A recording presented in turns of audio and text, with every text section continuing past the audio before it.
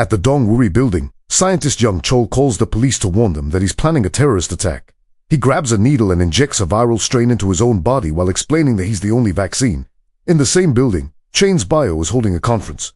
Biotechnologist Sejong has been invited by her ex-husband Yu Sung to get her a job in the company. Sejong mocks Kusun for caring about his ex when he has a new wife and admits he came because she received a personalized invitation with a mysterious poetic message. On the stage, CEO Woo Chol talks about a slime mold with cell regeneration capabilities, which has cured a rat from its paralysis.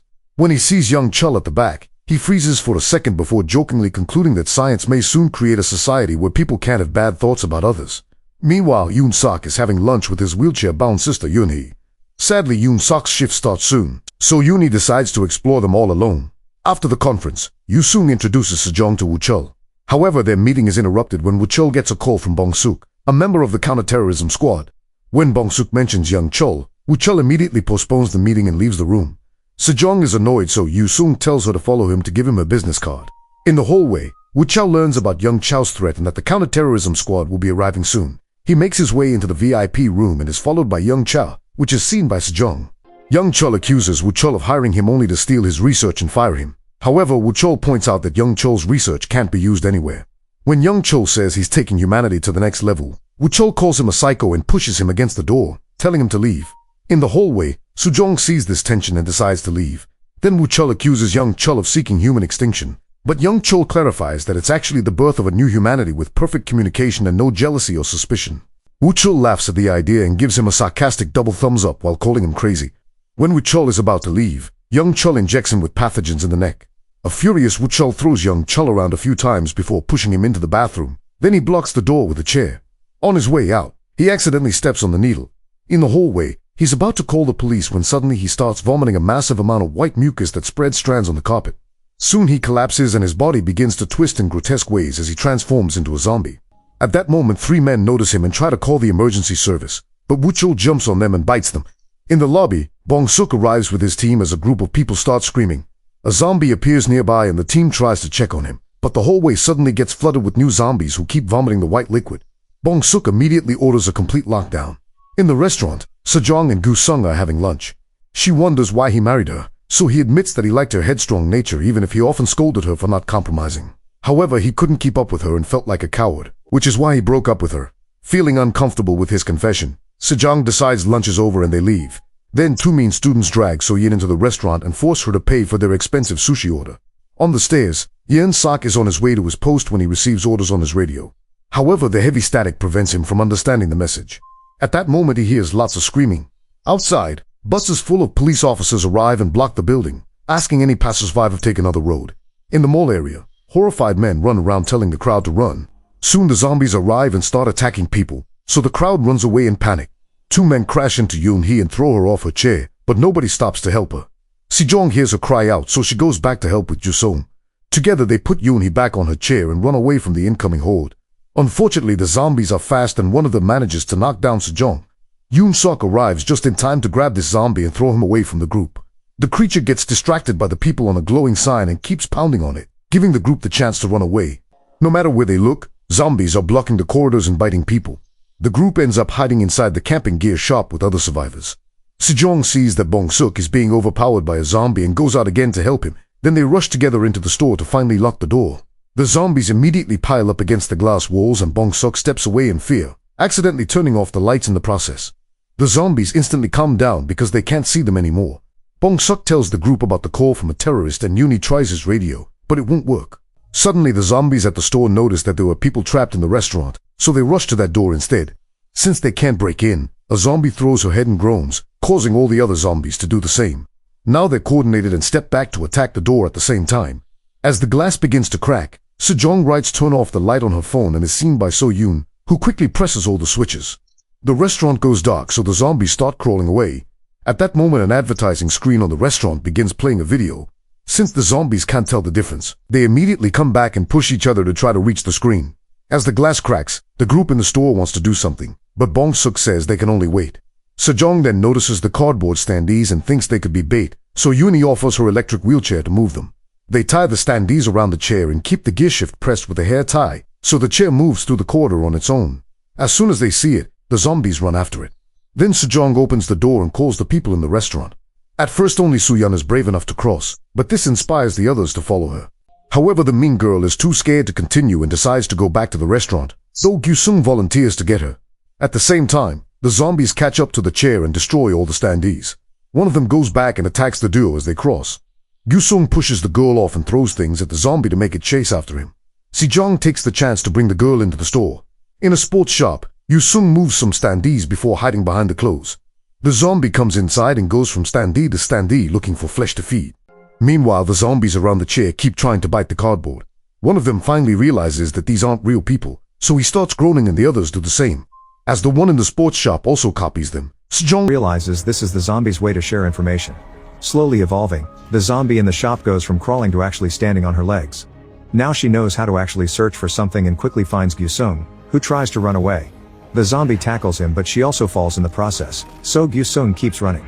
When he's about to reach Sejong, another zombie jumps on him and bites him. Sejong wants to help him, but Bong-suk pulls her back and locks the door. The rest of the horde returns and surrounds Gyu-sung to feed on him. When night falls, the survivors are still stuck inside the building, which is now under quarantine. News broadcasts talk about an act of bioterrorism and an extremely contagious virus, which has caused the locals to gather around the building to protest. Dozens of zombies keep pounding on the front doors, desperately growling at the cops. In the shop, the survivors are calling their families. Gyu-sung's phone receives a call from his wife Sol-hee, so Sejong gives her the bad news, and a devastated Sol-hee hangs up to comfort her daughter. Yeon-sok finds some equipment that he can wear on his back to carry his sister. The group wonders when they'll be rescued, so Bong-suk has to inform them that nobody is coming because of the quarantine. He also tells them that young Chul has the vaccine in his own body, so if they capture him they can all be rescued. Sejong shares what she saw in the VIP room, which is up on the 3rd floor. She also explains that the zombies are evolving very quickly and that they've created a communication network of mucus. It should be possible to give them fake information, and mentions the ant mill phenomenon. Thus Soyun looks for it online and stares in shock at a video of ants running in a circle until they die. Sejong thinks they should have one person give off a special odor and everyone else have a different one, so the zombies won't recognize them as humans. The group uses the shop's gear to protect their bodies, and a former track athlete volunteers to be the bait, so he covers himself in perfume. As soon as he comes out, the zombies begin chasing him and the man runs fast enough to hide in a beauty shop. The zombies growl to share how humans smell like before they chase after the man again, so he starts breaking perfume bottles all over the place. The creatures go after the smells instead of him, and he returns to the camping gear store with lots of perfume bottles. The group proceeds to create a trail of perfume on the floor and throw the rest on some mannequins. Then they cover themselves in antifreeze and leave the door open. The zombies come in and search the shop using their noses, so none of the survivors are discovered. When the zombies follow the perfume trail into the other room, they finally leave the store. In the corridors, the group sneaks around as carefully as possible, but the teenage girl accidentally bumps into a zombie and falls, ending up trapped under him. While Yeon-sok goes back to help her, Sejong uses a lighter to activate the emergency sprinklers. The water mixes with the white mucus and leaves the zombies paralyzed for a few seconds. Yeon-sok sends the girl back to the group before the zombies in the store come out to fight him. He defends himself the best he can while carrying his sister on his back. A zombie manages to reach the girl, but Soyun uses a shirt to pull it back. Sejong hits it with a fire extinguisher and drags both girls to the elevator with the other survivors. A desperate Yeon-sok keeps on fighting, making good use of his training to get the zombies out of the way and run. Two zombies throw a third one, and Yeon-hee warns her brother just in time to dodge it. The creature ends up entering the elevator and attacking Bong-suk, but the siblings soon catch up and throw the zombie out before finally closing the doors. Meanwhile, news broadcasts are discussing young Chul. His father worked for an important university, but he was caught misusing funds for his research lab and exploiting student researchers. 4 weeks later, he self-deleted. The reporters wonder if young Chul's terrorist attack has to do with revenge. When the survivors make it to the 3rd floor, Bong-suk opens the bathroom and finds young Chul calmly standing there, so he arrests him. Young Chul tells the group that using water was a mistake because when it evaporates, it'll help the network move faster through the air. Then Bong-suk announces they must go to the roof to be rescued, since the cops refuse to enter the building because the zombies are considered infected patients and mustn't be killed. Thankfully, Yeon-sok can guide them to the cargo elevator that only employees know. While the elevator slowly goes up, Bong-suk texts his team to ask them to meet them on the roof. Young Chul compliments the athlete's skills, but it's only a distraction to stop the elevator on the 9th floor. Zombies burst in and chaos takes over as the mean boy, the athlete, and the restaurant staff get killed. The rest of the group fight hard to push the creatures out, and young Chul calmly walks out. The survivors watch in shock how nobody attacks him before the doors close. While the group argues over what to do, the elevator reaches the 30th floor where a zombie is carrying another one to mock the siblings. Not wanting to fight another horde, the survivors choose to go to the 2nd basement where the security cameras are. In the meantime, Solhi joins a special team to search young Chul's secret laboratory. There are lots of documents and boxes filled with frozen monkeys. When an officer notices that a box is broken and empty, a monkey jumps on him and fights him for the gun, only to then run away. Solhi steps back in fear and accidentally bumps a box, causing the monkeys inside to go crazy. Soon all the monkeys in the room are freaking out and hitting the boxes to break the glass. They manage to escape and run around the room to find a hiding spot. An agent finds them on the ceiling and opens fire, but the monkeys jump off and drag his body on the floor. Then they wrap the strap of his gun around his neck and start choking him, so Solhi unhooks the strap to free him. As the agents get killed one by one, Solhi tries to run away but a monkey jumps on her and starts cracking her helmet. She manages to push it off but has to hit it again to keep it away. When the monkey is about to attack once more, a soldier shoots it down. This causes all the monkeys to instantly freeze. Solhi then looks at a board and discovers that all the monkeys were connected to the one they just killed, who happens to have the number 1. At the Dongwuri building, the survivors reach the parking lot. They notice 3 zombies stuck to each other in a weird shape and wonder if they're evolving again. The group carefully sneaks around until the mean girl steps on a can. Thankfully the others lift her just in time so the zombies don't see her. Once they reach the control room, they close all the windows before checking the security cameras. Sejong remembers that young Chul knew about the athlete's skills, but since he was in the bathroom it means he can see anything the zombies see. The cameras find him on the 3rd floor, where he looks for something and only stops to synchronize his vision with the zombies. Eventually he finds Wu Chul, who Sejong realizes must have been the first infected. Young Chul offers his hand and Wu Chul bites it, causing him to collapse. While young Chul squirms and mutates, the zombies freeze and growl as they receive new information. Bong Suk says this is their chance to go to the 3rd floor, so Yoonhee decides to stay with the cameras to send them directions on the phone. The group takes the stairs to the 3rd floor without getting attacked since the zombies are still frozen. They easily find young Chul and pick him up, causing him to cry out in protest.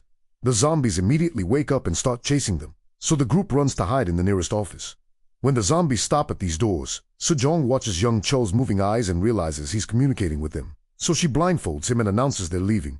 Young Chul falls for it and sends the zombies toward the exit, so now the corridors are clear. Sejong tells the others about young Chul's power, so from now on they must only talk on the group chat. As the group moves through the corridors, Yoonhee keeps sending them texts indicating where to go next. When they make it to the 4th floor, Bong Suk realizes they're going back to the control room and complains aloud, saying they should abandon Yoonhee and go to the roof instead. Young Chul hears this and sends the message to the zombies, who have evolved enough to use the map on the computer.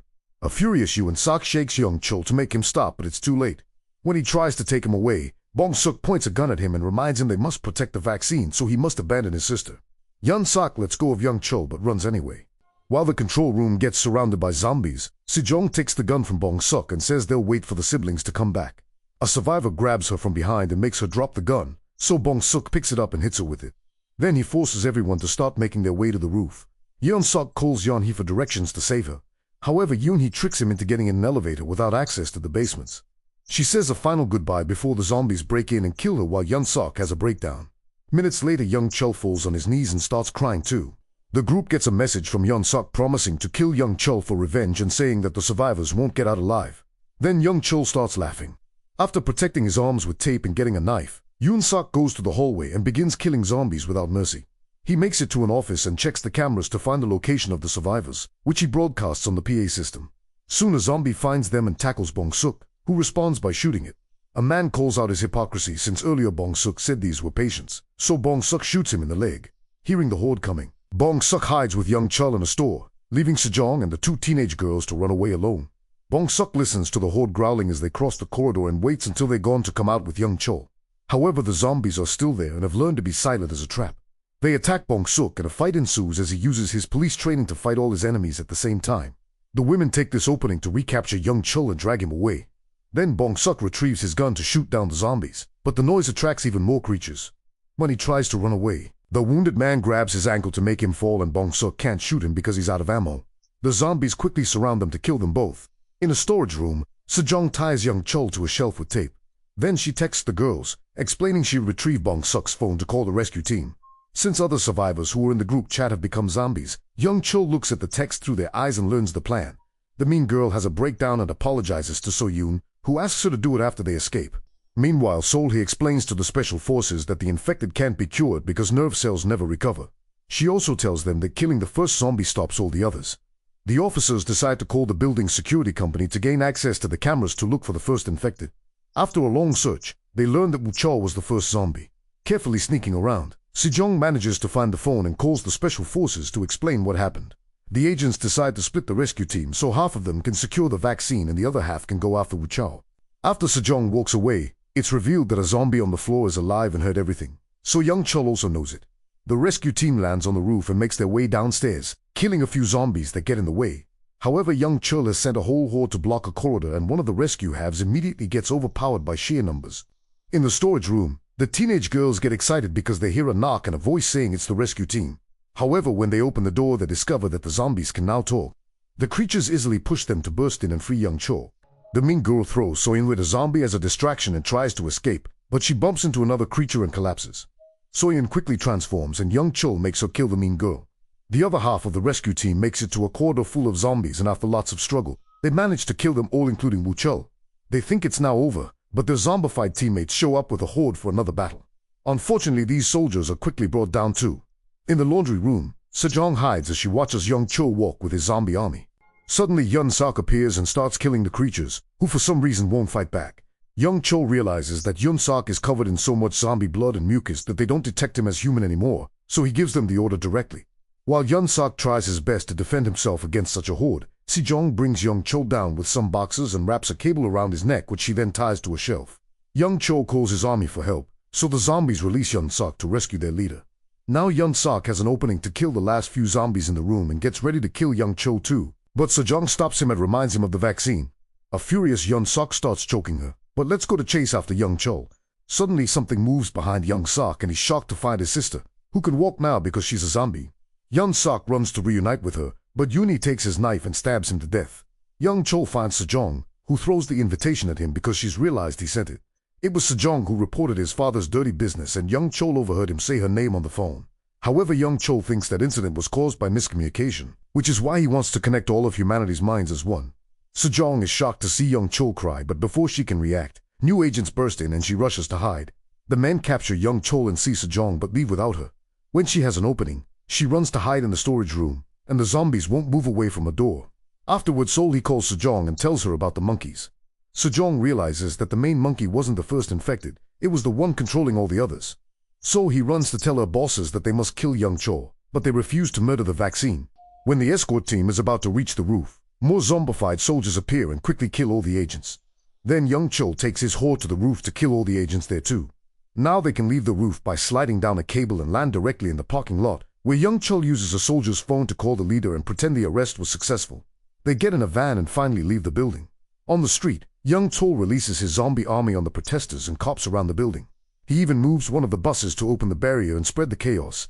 In the storage room, Sejong sets up a mannequin with her jacket as bait. While the zombies follow that smell, she runs out and hides in the laundry room again. Remembering that Yoon Sok wasn't attacked, Sejong steals a jacket from a dead creature and puts it on. When a zombie comes looking for her, it detects her as another zombie and leaves. While Sol-hee evacuates with her bosses, she receives a call from Sejong, who has made it out and wants to know the enemy's location. So-hee rushes back to the tent and becomes the only person searching the footage. Sejong steals a car and follows So-hee's directions to find young Chul, who dodges the vehicle just in time. Young Chul sends the zombies to surround the car, so Sejong drives at great speed to shake them off. She crashes into another vehicle and has to jump out before the zombies jump on the hood. When young Chul notices her disguise, he sends the zombies after it. Sejong immediately takes off her jacket and is shocked to watch the zombies form the ant mill phenomenon around it. A confused young Chul tries to regain control of the horde to no avail. He pushes his way through them and reaches the center to pull out the jacket, causing the entire horde to collapse.